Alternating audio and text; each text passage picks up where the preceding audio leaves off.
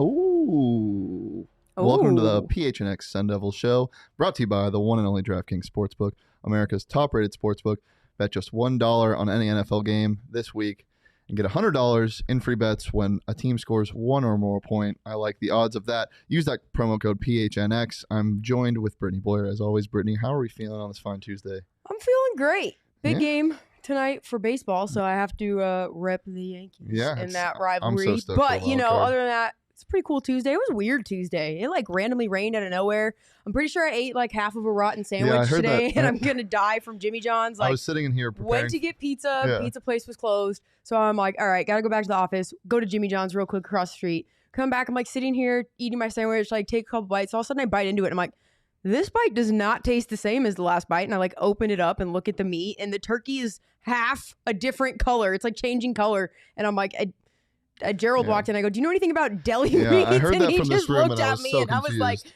I don't think that this is good anymore. So, it's been a weird Tuesday, but hey. It's good to have a resident deli meat man in our office in Gerald Bourget. So let's get into it. Let's talk a little bit about Stanford and what we're kind of expecting. We'll get to how bad their mascot is later on the show. Trust me, we'll address the tree in the room. Wait.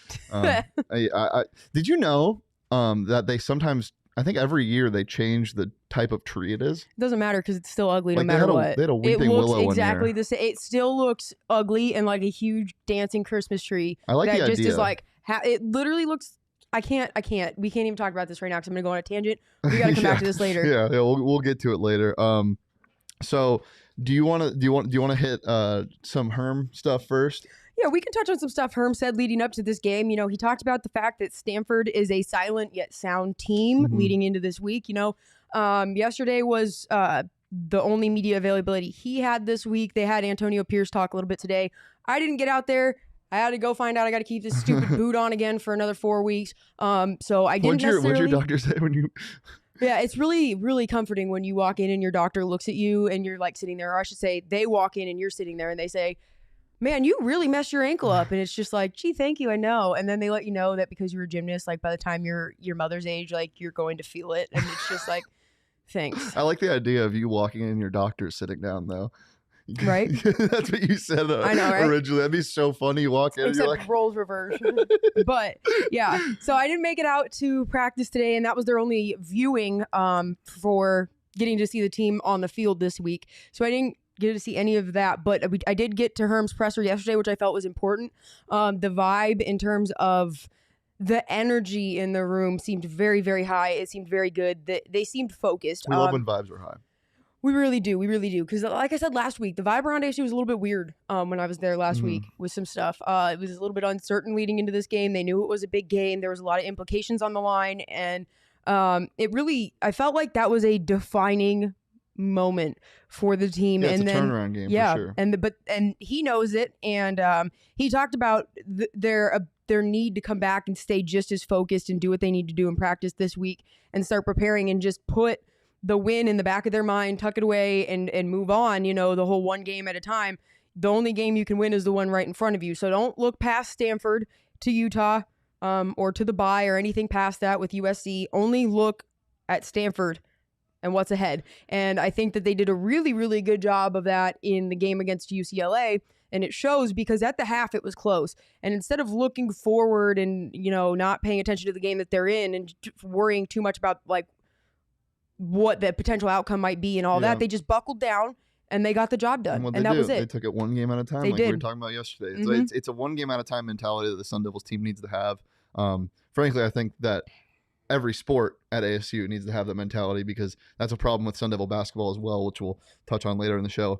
But the one game at a time mentality going into Pasadena, I mean, it was evident. They showed that they prepared strictly for this game, and there wasn't really anything else that they were thinking about except for securing that win, and they did it in a pretty great fashion. They did, and the thing about this win too that made it, I think, a little bit different from wins in Herm Edwards' past time with ASU is that there were other situations and circumstances that kind of had some red flags around them where people were uncertain. And in years past, ASU would not have probably come out and done what they did against UCLA. And this year, they were able to come out and prove the noise and all of the other excess stuff that's happening on the outside didn't make a difference when they got onto the field. They were able to completely just put that to the side and play the game and stay focused on the job they needed to do for those 60 minutes that was on the clock.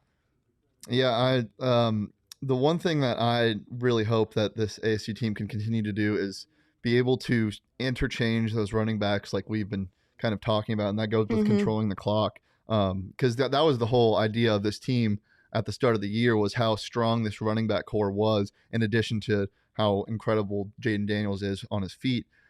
So the change of pace that we've been talking about between Chip and Rashad was pretty evident in that game against UCLA. It's so good to have him back, man. Yeah, so good to have Chip back. It is. And, you know, a big reason that the running backs are seeing the success that they're seeing is because of the offensive line and what they've been doing. And the offensive line, I mean, can we for one moment just talk about the night and day difference of the offensive line that ASU has now since Herm has come? Because when Todd Graham was still the head coach, that was a perpetual issue, was the offensive line. I can't tell you how many times that caused problems for the team, and also the fact that they just really struggled to recruit that area. They shortcutted it a lot early on with JUCO transfers, and then they never were really able to pick up the slack. And the guys that they did end up getting didn't develop in the way that they wanted them to develop.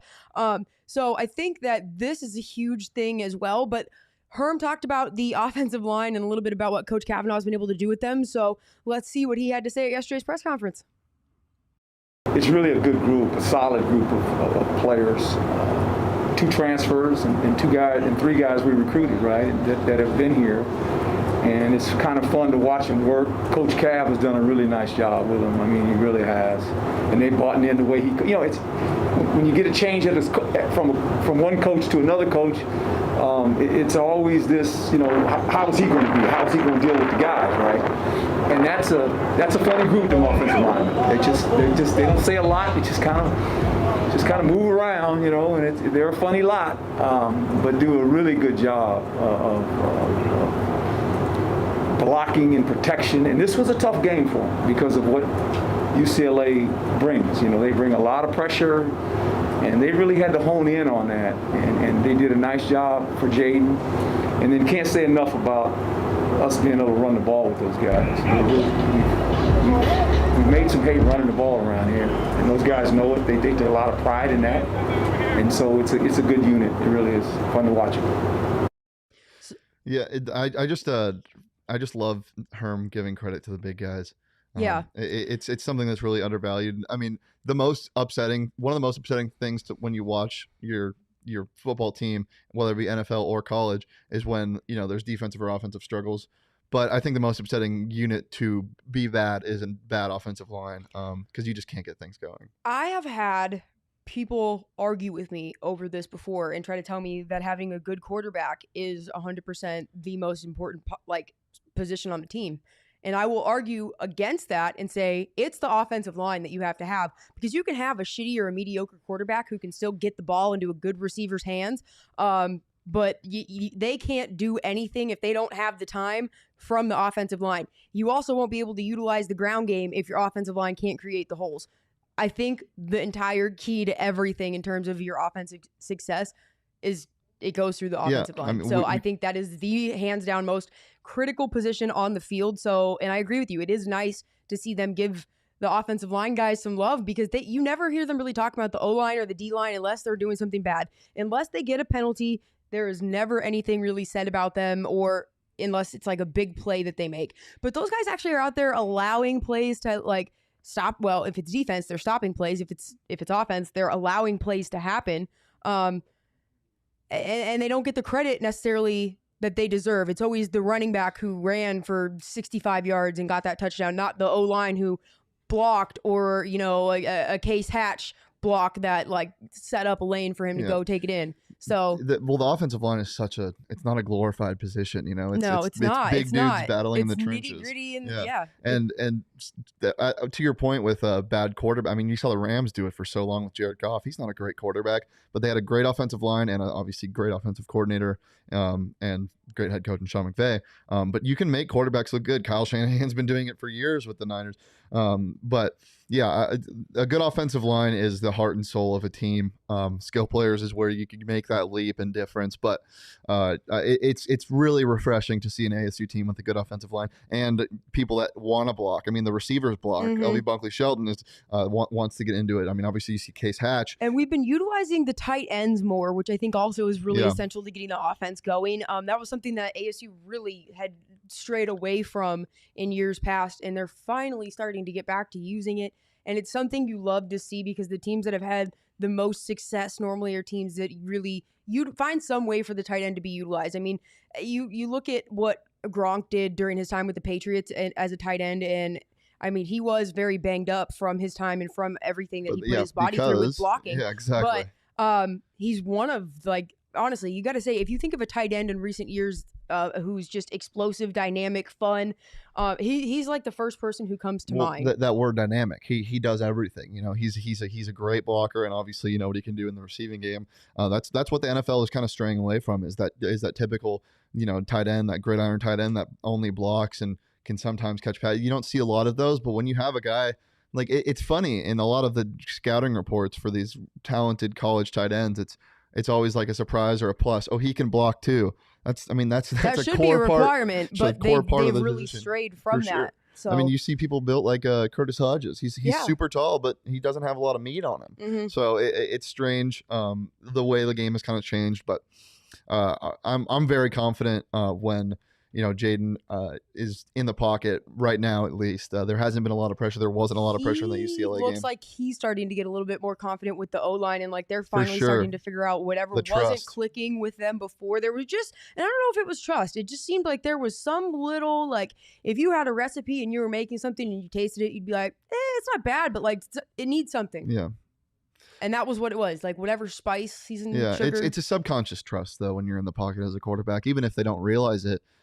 You want to have a feeling every time that the ball is snapped that you're not going to get hit on the blind side, or like somebody's not going to break through. And I think that Jaden, whether he's realized it or not, has kind of built that over the first 4 or 5 games. So it's exciting to see an ASU team like that has an offensive line that you can depend on. Yeah, it is a nice change. It's a very nice change. Coach Kavanaugh, like Herm said, really did do a good job when he came in here with the guys. But also, as Herm said, they are a very odd group of individuals. I don't know if you've ever gone to a football practice and done an interview with any of them afterwards. They're very, like, big guys, but a lot of them are super soft-spoken and don't have much to say. It's funny, the different personalities of a football team and, like, what normally groups with what kind of player. So, you know, there's a lot, but this game against Stanford is going to be crucial for them. I think that the offensive line, you know, Stanford has quite a few injuries, as we had talked about. You know, their defense does not have much depth. The team really doesn't have much depth in terms of their roster outside of their starters and their secondary, and then they're banged up. So, I mean, they're very thin, but ASU can't hang their hat on that. They still have to come in and play with the same mentality that they played with at UCLA, that this is going to be another defining game. It's put up or shut up for this guy. I mean, it's ASU's game to lose for sure. I'm going to check the odds on DraftKings Sportsbook, which download that and use that code PHNX. But it really is ASU's game to lose, and that's what it feels like, especially coming into Tempe on a Friday night. The maroon jerseys. Weird thing. Like Friday games are weird. I don't like Friday collegiate football games personally. I think Friday should be reserved for high school games. I think those boys work hard enough to get their moment to shine under the Friday night lights. They don't need to be outshined by college. And the guys that are in college have worked hard enough to play on a Saturday that they don't need to play on a Friday. So I'm not necessarily a fan of that. But I am looking forward to the Maroon Monsoon. I always like when they bring that game into the schedule or when they implement it. I think that's a fun one, and so is the Blackout. I sometimes wish that they had more themes than just maroon, gold, and black.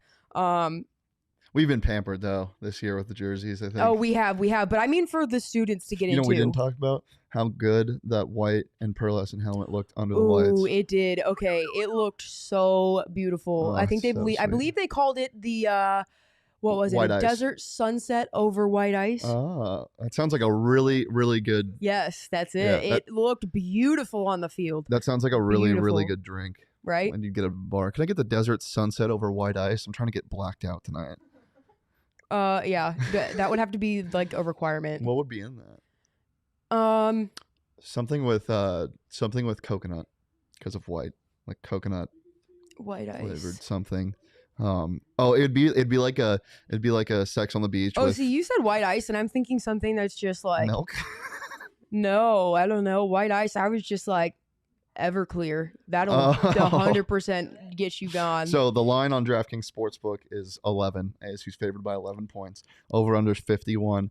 I don't know if I'm going to touch that just because, as we talked about, the covering, the spread with Herm, it's a little shaky. But I don't know. The other thing, I don't even want to say just the covering with Herm.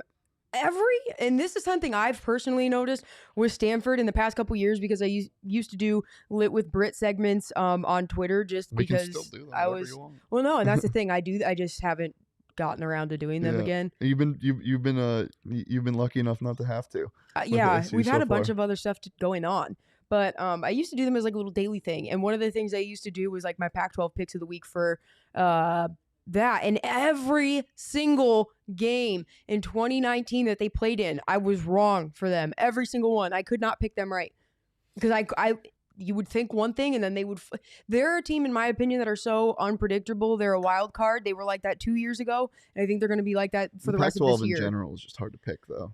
It is because especially this year, the parity. We all see how the Pac-12 just cannibalizes itself. It eats itself. It doesn't care. Even that win against Oregon when they were ranked. What were they ranked from when ASU beat them? 7? They were top 5. Were they top 5? I think they were number 6. Yeah, I think you're right. Number 6. Even that win, I was kind of like bittersweet to me because I was like, great win. Like I'm fired up because ASU won, but at the same time, it's like, why did we have to beat Oregon?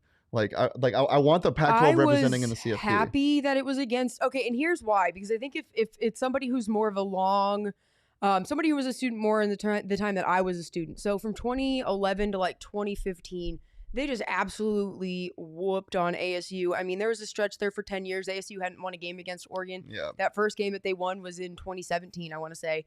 It had been like going on 11 years, I think, since they had beat the Ducks. So at this point in time, ASU kind of was able to transition and become a proverbial thorn in their side of sorts. So I was happy about it. Yeah, I definitely wasn't sad. It was just bittersweet. I get the understanding of like, oh, well, the Pac-12 needs to be represented. Like, no, let's not joke. The Pac-12 is a goddamn garbage conference. Like, it's not going to be represented. That's too far. No, it's serious. It's a garbage conference, and until the whole entire conference, and this comes down to every single school and their athletic director puts an actual effort in to spend the money on the programs, the same amount of funding that gets put in schools in the SEC or in the Big Ten. Until the Pac-12 does the same thing for those sports, I can see where you're going with that. It's not. They're not going to be a big deal. It's just not I don't know. Speaking of funding, if you want some funding for your bank account, use that DraftKings Sportsbook app.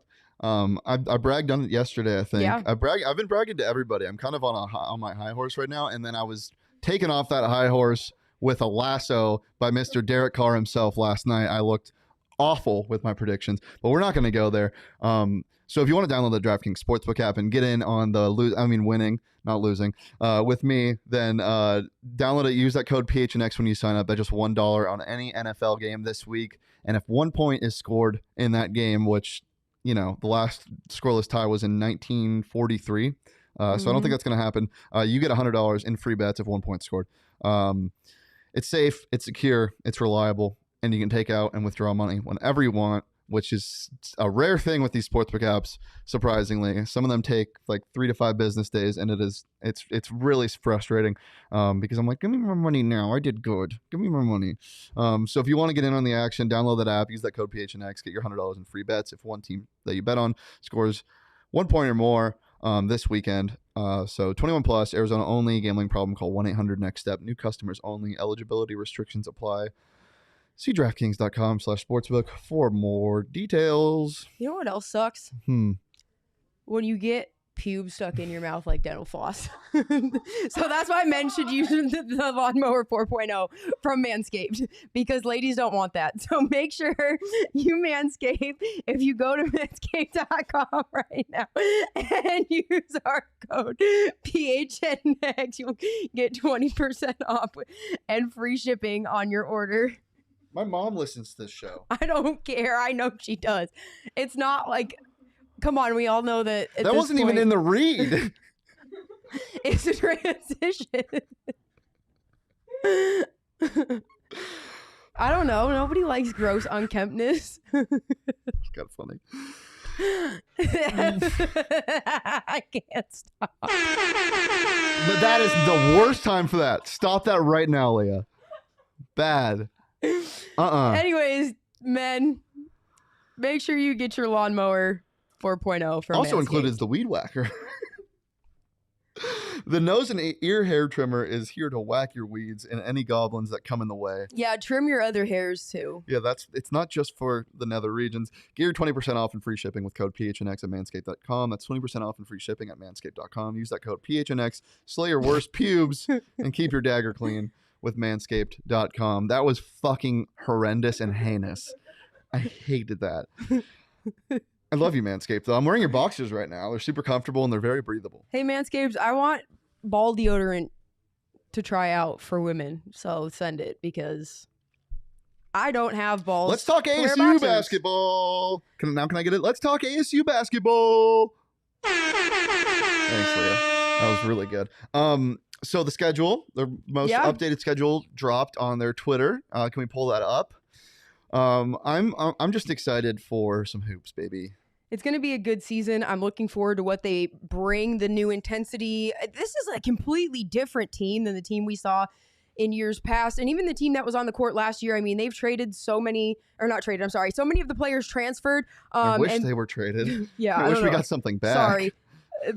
I'm brain dead right now. I'm a little distracted still from what I just blurted out on air. Anyways, yeah. So the ASU basketball schedule, I need to pull up the entire thing, but as we talked about last week, they're going to have the scrimmage. Yep, the is scrimmage that official now? It's been official for November 1st. The only thing that wasn't official was the time. So gotcha. Doug Tamro gave me the thumbs up. I'm looking right now. Still doesn't have a time, says to be determined. They were trying to work some stuff out without officially, but they released the entire schedule, and I'm super, super excited about one game in particular. And that's the game on December 9th against Grand Canyon. And I know that sounds dumb. No. But there's a big reason. ASU had 3 players transfer there in the offseason. And also, I really think Grand Canyon fans are like little flies that I just want to swat and smash. Is there a time for that game yet? Because it might be past GCU's curfew. 7:30 p.m. It's a Thursday. They're going to be cutting it close. Yeah, they might not be able to go out to Tempe and make it back in time. Well, I had lights out with their open door policy. I had a tweet that went semi-viral when I was in college. It was it said GCU girls only use Tinder to find parties at ASU, and it's very true. You know that you can't be in a room with the opposite sex past a certain time at GCU. Yeah, you have to keep the door open too. That's fucking crazy. Couldn't be me. Imagine that. Could be me that went to GCU. Couldn't be you that gets someone of the opposite sex in your room. No. That was what I thought when you said couldn't be me. I was like, what? You just don't pull chicks? I know. I'm sure. I'm sorry. You need to work on your cadence when you say stuff like that, because that felt like an attack. It might have been a little bit of one, to be honest. It's okay. Look at my track record, man. I've been single for 4 years. I've been single for 4 years. What are you talking about? I don't pull anybody. Speaking of track record, let's get on track. Tayshaun Cherry, GCU. Jalen House. I think Jalen House ended up transferring to UNM. I think he was originally supposed to go there. I'll fact check that who was the third guy? Who was the third person? There was, I believe, one other person who went to Holland Woods. Oh, yeah. Damn, man. I liked him a lot. He was a Portland State, I believe, first. Who uses Arizona State as a stepping stone to go to Grand Canyon? That's just so weird to say. It's so weird to say. You know who does that? You know who uses ASU as a stepping stone to go to GCU? Born again Christians. I was like, Steve Patterson because he used it as a pit stop. Yeah, Jalen House is at New Mexico. But yes, I originally did see the GCU thing. Yeah, so I'm excited about GCU. I think that's a big game. Battle for Atlantis. Yeah, Baylor. that too. But the battle for Atlantis, I feel like we've known like ASU plays in tournaments around that time. ASU and GCU have not faced off. No, yeah, for sure. So that's why I'm like so stoked Where's about this the game?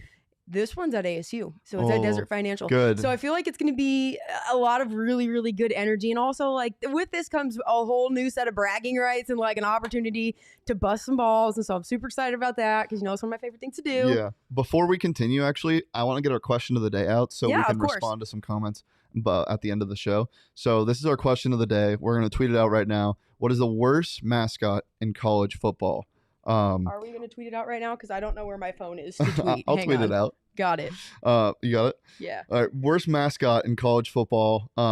We have, I think, 4 or 5 prepared for the end of the show that we'll be discussing. I think everybody knows what the number 1 is, but if you don't, we'll save that for the end. Just kidding. We already said it. It's the Stanford Mascot. It's fucking awful. I don't understand I mean, there's a story. I don't care to read it about why it's a fucking tree.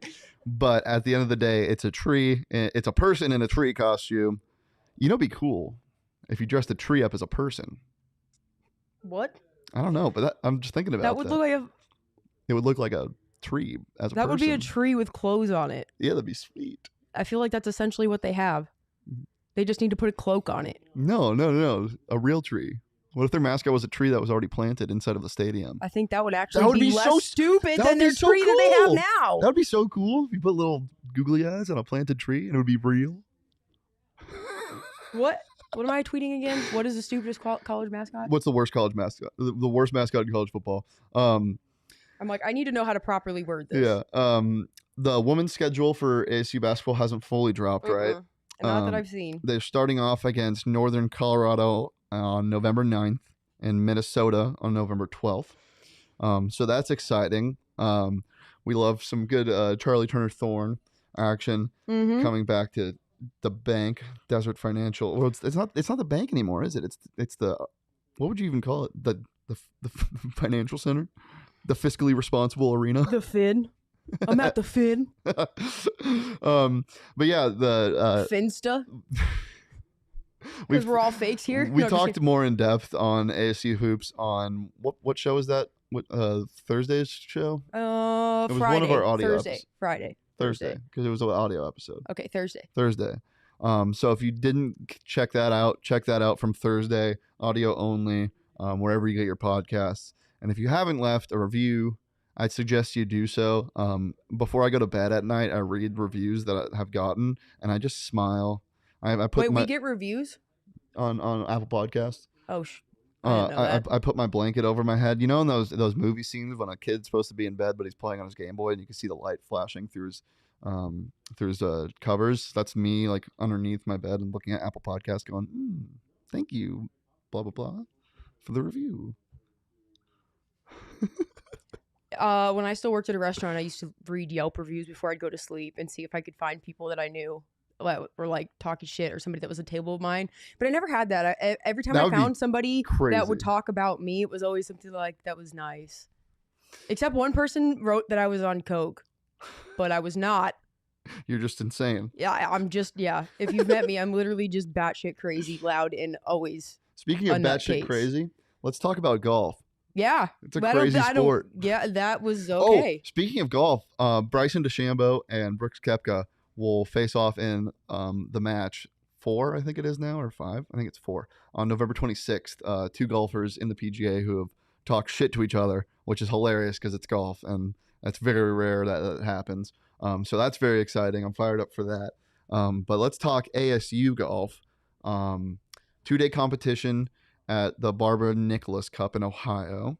They're finishing that up today, I believe. They are, and I'm trying to look because I didn't see anything. They didn't post anything. It takes a while for the results. But they don't have any results from day 1 up yet either. But yeah, it's a 2-day competition, so both men's and women's golf is competing in that, and it's wrapping up today. They'll be off for about another week and a half before they take off on the road once again. So yeah, it's going to be a big big match for them, tournament, whatever you want to call it, cup, invitational, event.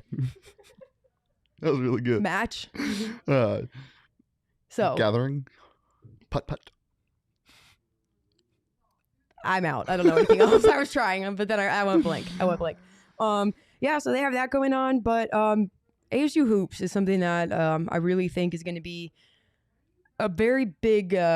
I think they're gonna have a big year. I think they do. They will too, and bounce back year. Their season's a little bit different than some of the other fall sports because theirs starts a little bit sooner and it's a little bit longer. You know, or I should say winter sports, because then you have the other winter sports like wrestling and gymnastics where they're technically a winter sport, but they don't really start until January. So, you know, we get to start talking about some crossover stuff here really soon, and I'm super excited when we actually have football and basketball going on at the end of the season at the same time. It's going to be a little bit wild, but for Sun Devil fans, we are going to have a ton. Yeah, a bunch of content. And a blast. Volleyball, back home Thursday. Yep, they are back home Washington on Thursday. State and Washington. Yep, and then Thursday they host. Sunday. Yep, they host Washington on Sunday. I believe Washington is ranked number 11. Yeah, that sounds right. Yeah, so that's going to be a big test for them. Again, you know, they've played in some of those tough games against ranked teams, taking them to that final match, but just haven't been able to get the job done. So hopefully they'll be able to get in that point where they're learning from some things earlier on in the season and making some adjustments and getting the change or making that change in the game that pulls out the win. Did you ever play volleyball, like for fun with some friends? Yeah, I'm terrible. I love it. It's so fun. There used to be a volleyball court. There still is a volleyball court, but I used to live at the Colonial Grand in Old Town. And my friend used to live there. It's a okay place. Good location. I could take golf carts home. But there was a volleyball. There is. It's not past tense. It's still there. It's still there. You're not. There's a volleyball court there. And our room was right on the balcony. Looked over the volleyball court. And peak quarantine, we'd bet on the games because there was no sports to bet on. It was really fun. But yeah, volleyball's super fun to play. So if anybody wants to play with me. I'm really bad, but I will play. Lee, I have you'll fun, play? but I'm bad. Did you just raise your hand? Okay, but Excuse Shane, me, can I talk? Shane, though, you can't get mad at me like you did with beer pong because I suck. Oh my god, I'm getting mad now just thinking about it. Okay, hey, if you need someone to like rage drink when you're pissed off and just get obliterated and black out. I don't think I've ever needed that. Okay, well, that was what my specialty was. So I didn't need a reason. I didn't have to play games to get drunk. I would just slam them. So I'm not a good drinking game person. I'm also not good at pacing myself. So you know what's really sorry, but I might be a little bit better at volleyball if you give me a chance to get this stupid cast off my ankle. You know what's hard to do? It's hard to pace yourself when you're on Go PHNX. Because you just want to consume all the content. You're like, give me it all. I want all the content. You're like the Cookie Monster. It's hard to pace yourself in terms of like what shirt you think you want to buy next because there's so many good ones. Like I went on a shopping spree this morning. He did. He really did. They're so fun. I think I switch my favorite like every week. I think my favorite now is the all the logos that spell PHNX. You know, the different team logos. Yeah. I love that one. I forget what it's called. I like the Suns one a lot. I just feel like it's like it's classic. Yeah, I love it. If you want one of those shirts, you can buy a college shirt right now for a deal of the week at gophnx.com or phnxlocker.com for the merch. If you buy a college shirt, you can get any other shirt for 50% off only at phnxlocker.com. Brittany, what are you working on for ASU and any other content? So, still working on the Sleeping Giant story for ASU. This, I'm not going to lie to you guys. I think I bit off a little bit more than I could chew in a week. I'm trying to do this as a weekly series. This is something that if I want to actually portray the story that I want to portray, I need to put more time into it, and I need those additional sources. It's a good series. So it's going to become a bi-weekly series. So we're going to push it out and extend it a little bit more, so that way it's not quite as rushed. That's one of my favorite words, by the way.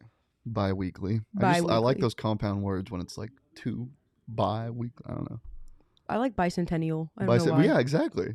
They're fun. I've always liked that word. Yeah. So. Yeah, so I'm working on that. The next one should be up probably not for another week and a half or so. I just pushed the last one over the weekend, and right now I'm working on some stuff for ASU football that's a little bit more time sensitive and leading up into the Stanford game, and we'll be having something for ASU basketball coming later in the week. So and Pac-12 picks of the week later this week. So if you want any of that good content, you want to join this community that is PHNX. Go PHNX. Go PHNX.com. That was nice. Go PHNX.com. You can get your first month for 50 cents if you just want to try it out, or you can get an annual membership for $60. And you get a free T-shirt. You should just do the annual one. Yeah. Commit. Don't be a baby. Yeah, and join that Discord when you sign up. It's pretty fun in there. I'm in there sometimes, just like hanging out. I'm like, hello, anybody want to talk to me? And they're like, no. I've never gotten a no. I usually just get ghosted. What's worse? Probably a no. So let's go on to our question of the day. Yeah, what is the worst college football mascot?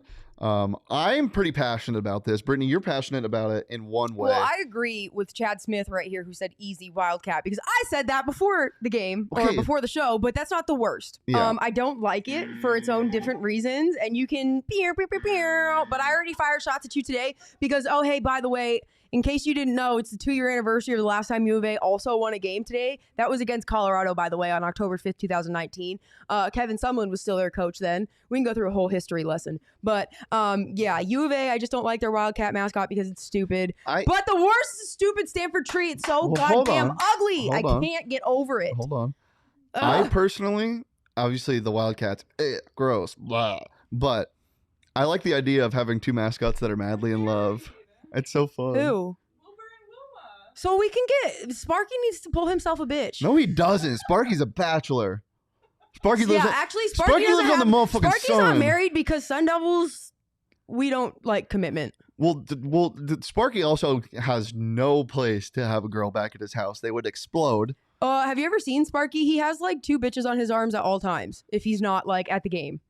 Like, no, seriously. Check him out at Devil Ball. Well, we're not talking Check him out at Devil's Ball. We're not talking good mascots. We're talking bad mascots. So let's go to our first pick, which is obviously the Stanford Mascot. That's why Wilbur's married, because he's gross and ugly. Speaking of gross and ugly, holy hell. This thing is gross and ugly. What the fuck were they thinking? That looks like they went and picked things up off of the homeless encampments in the streets of San Francisco and slapped them on some PVC pipe and made it into a mascot.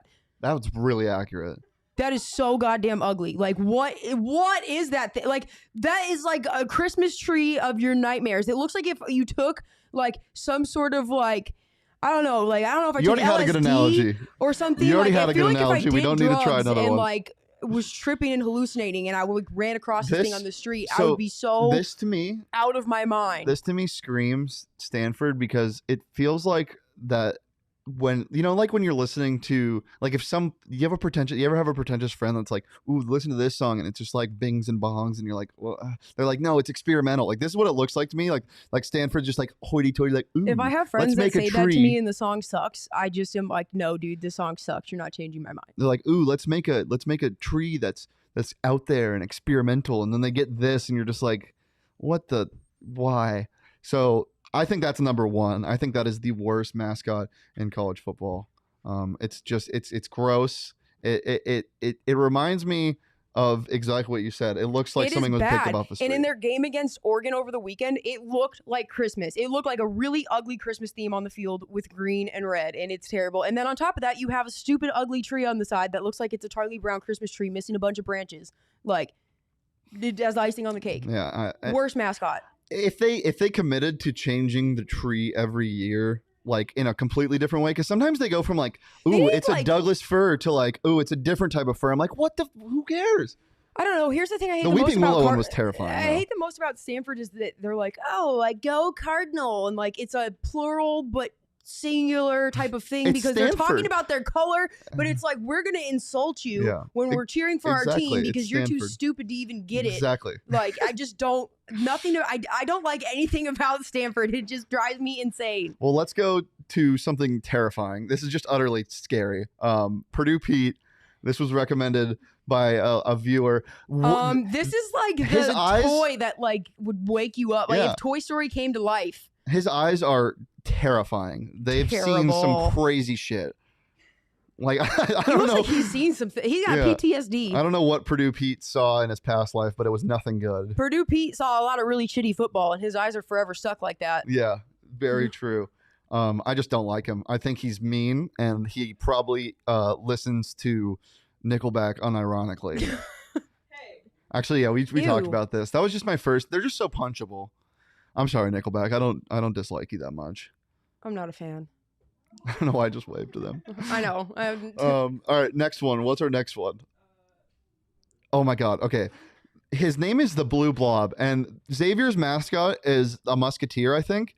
But for some reason, It looks like a blue Elmo. it's literally just a blob of blue. I don't know feel what like the story I is. feel like its voice would be like, I hate it. I hate it so much.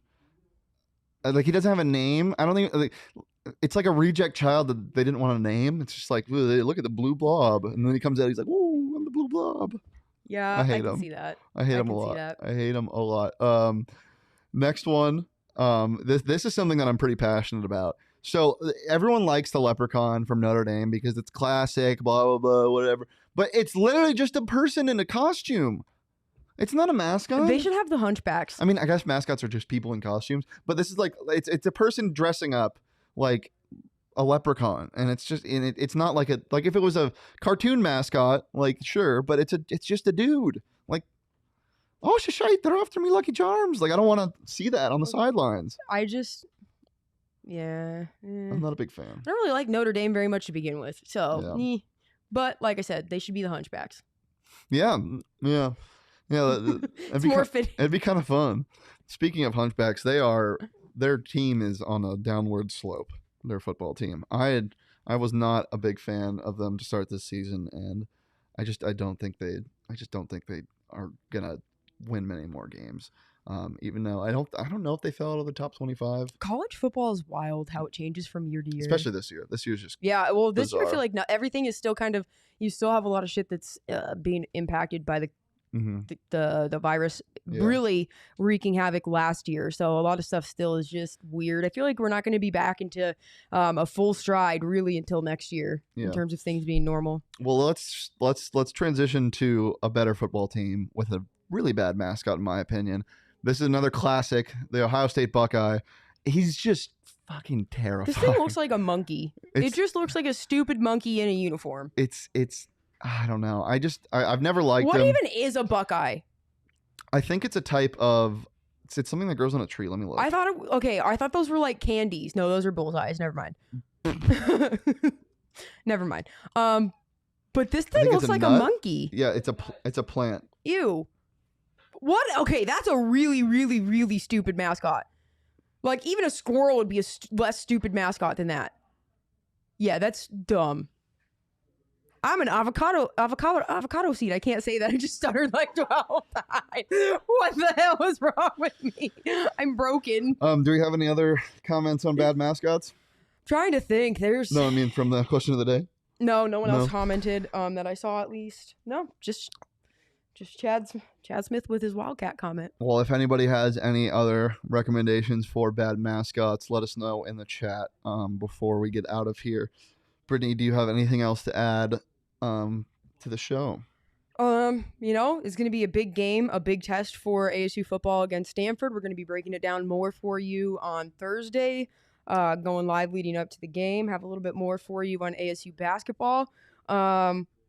This is going to be, like we said, a critical game for the Sun Devils because at this point in time going into this game, both teams are on the upswing. Both teams are currently the favorite to win their division in the pack.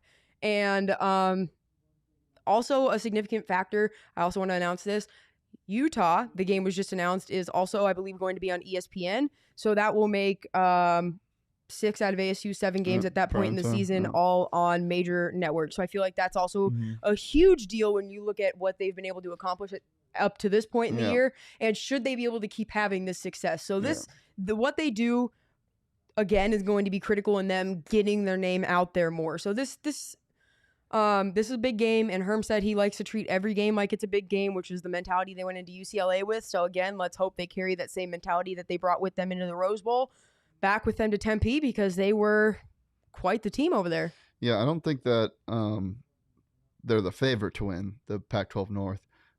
Oregon State's still undefeated 2-0, and Oregon probably has that, but they do control their own destiny. What are you talking about, Oregon?